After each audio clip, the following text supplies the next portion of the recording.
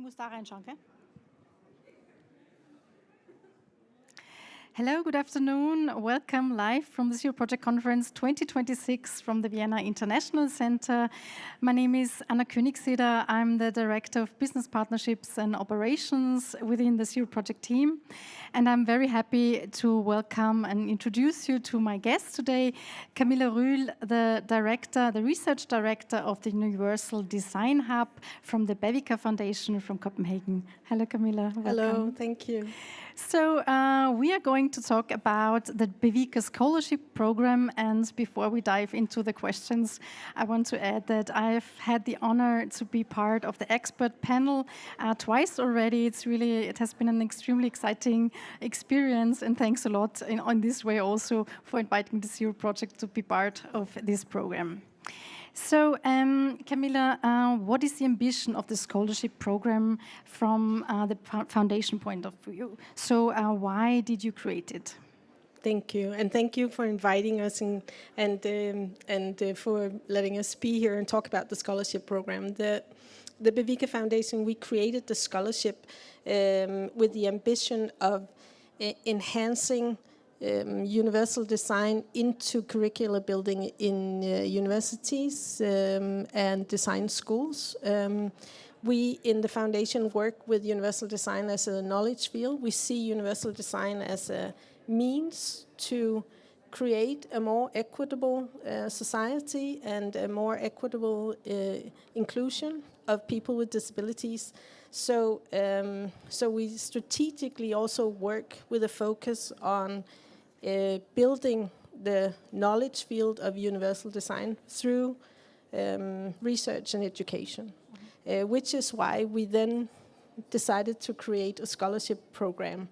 And the scholarship program, just briefly, is a 2-year program where we focus on knowledge and network building from the participants.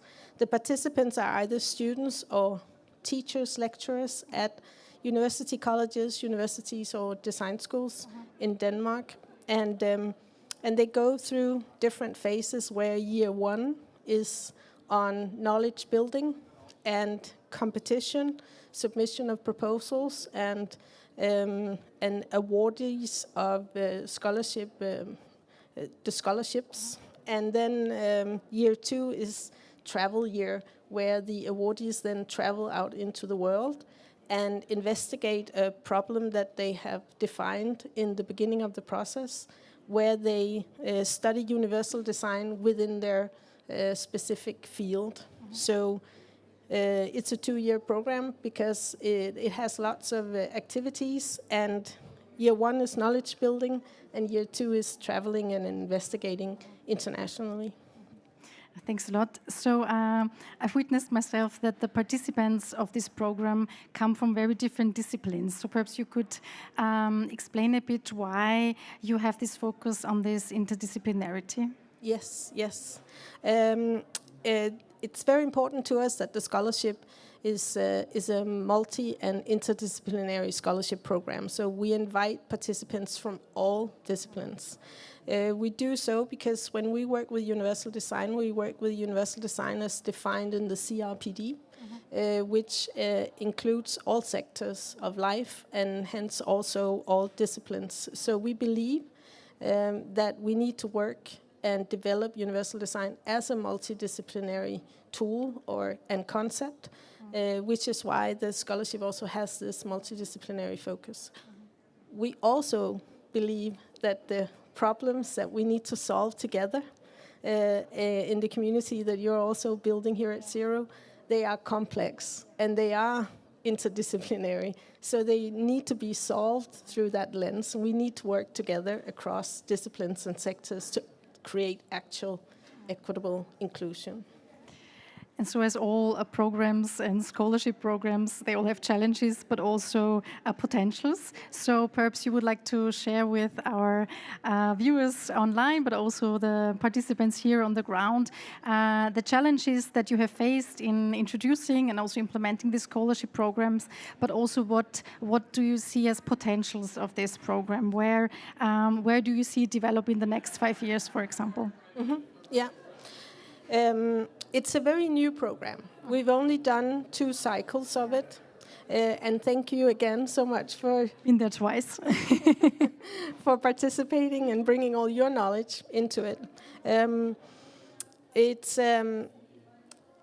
think that one of the challenges is such a hard word, but one of the things that we're focusing on developing and keep on sort of challenging ourselves within the program is the multi/interdisciplinary take.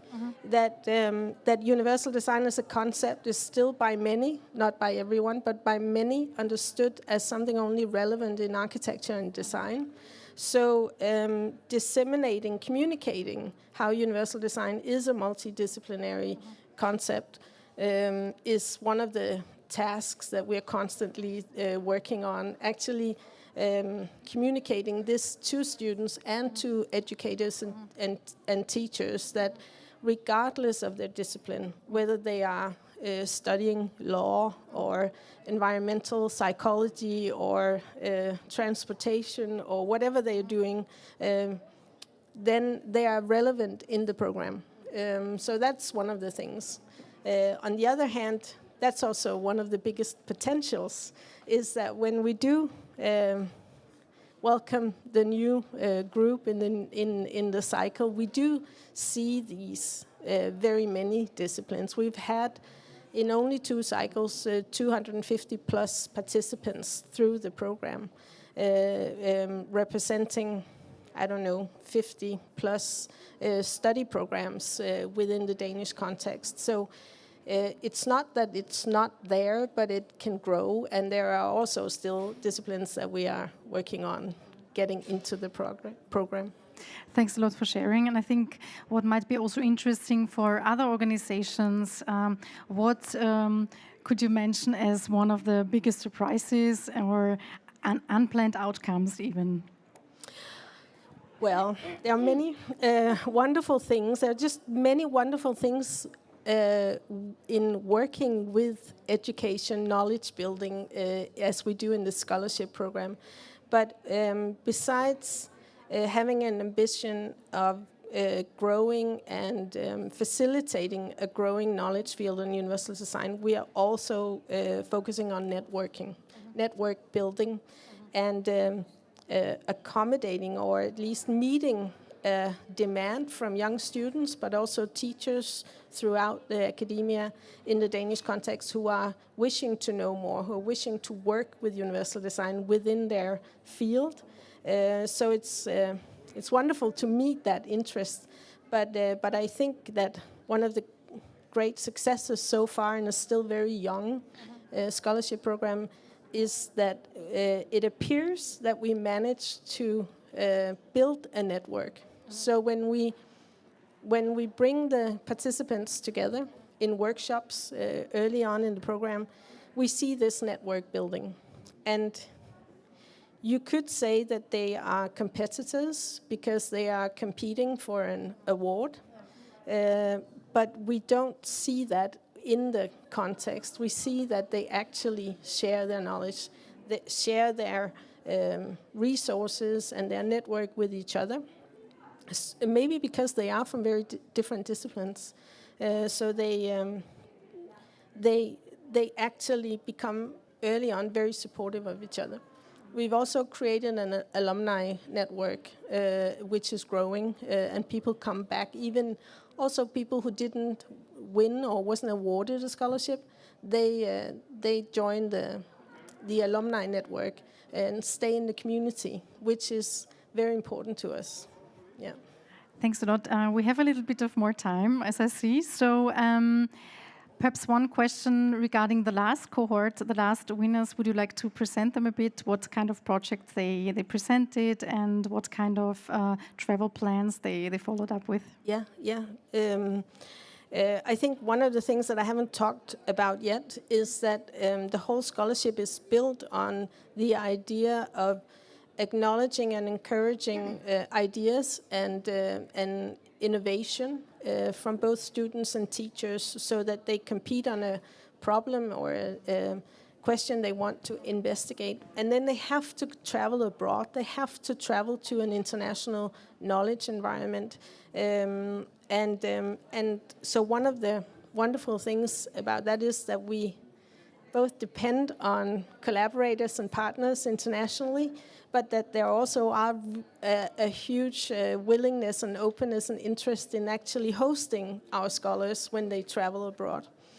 So two of the main winners from the last two cycles I would mention is the first one was the main winner in the student category, Daura van Woeren, who is actually also present at Yes, Zero. I just wanted to mention that she's here, so for everyone on the ground, look her up at the conference platform. Certainly a very interesting conversation partner. Absolutely. And Daura was investigating the intersection between climate changes and crisis response and disability through the lens of universal design. So obviously she's here for this conference, but she is also, she ended up spending her scholarship on traveling the world, talking to experts and different knowledge environments for almost a year. One of the winners from this last cycle came out of architecture, urban planning, and political architecture, and is investigating housing and care facilities for an aging population through the lens of universal design. And she's also traveling at least to the North American, the African, and the Asian continent. She's also going to travel quite globally to meet with experts and visit different expert environments. Very interesting. And when does the next program start? This might also interest our viewers and participants.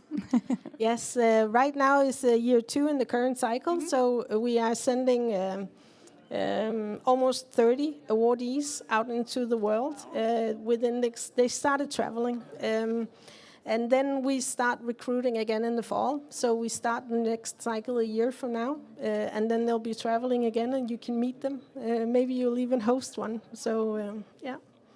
Very good. Anything else you wanted to add or to share, or also encourage research institutes from all over the world to join and to join your network and to support your scholarship? Yes, I'd like to say that if anyone is interested in knowing more about the scholarship and maybe hosting one of our scholars, then please reach out.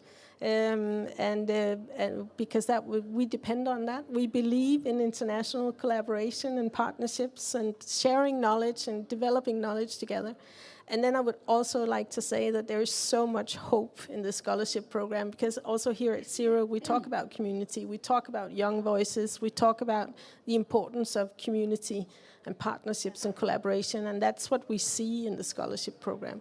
There's a strong, forceful, engaged, passionate new generation of people coming out. So that's really wonderful. It's definitely the ambience and atmosphere that I've witnessed when I was there for the award ceremony last time. So thanks a lot, Camilla, for sharing all this information on the Bevica Scholarship Program. So for everyone who is on the ground, don't hesitate to contact Camilla and her colleagues regarding this scholarship program. And online, I think you can also find enough information on your on the website of the Bevica Foundation. So also for everyone here, there is an interesting session coming up on Friday on universal design that is also chaired by Camilla, so stay tuned. And there are a lot of interesting fireside chats still coming up today and the next 2 days. I have to say goodbye to everyone online, and I hope you enjoyed this fireside chat and you stay tuned for the Zero Project Conference 2026 live from the Vienna International Center. Thank you and goodbye. Thank you, Camilla. Thank you. Thank you.